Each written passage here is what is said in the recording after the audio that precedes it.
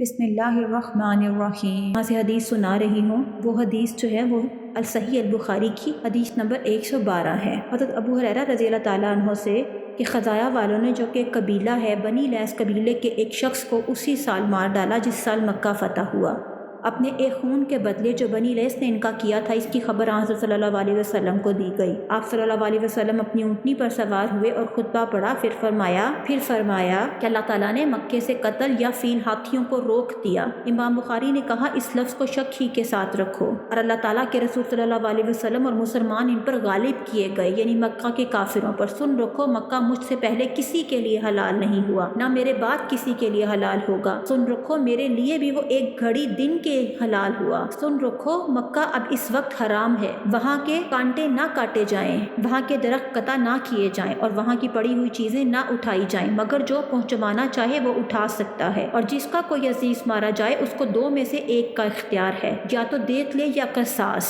قاتل مقتولوں کے وارثوں کے حوالے کیا جائے۔ اتنے میں یمن والوں میں سے ایک شخص ابو شایع اس نے عرض کیا، یا رسول اللہ صلی اللہ علیہ وسلم نے جو باتیں بیان فرمائیں وہ مجھ کو لکھ دیجیے۔ آپ نے لوگوں سے فرمایا اچھا اس کو لکھ دو۔ قریش کے ایک شخص حضرت عباس رضی اللہ عنہ نے عرض کیا، یا رسول اللہ اصغر کے کاٹنے کی اجازت دیجیے، ہم اس کو گھروں میں اور قبروں میں لگاتے ہیں۔ آپ صلی اللہ علیہ وسلم نے فرمایا اچھا اصغر معاف ہے، وہ کاٹ سکتے ہیں۔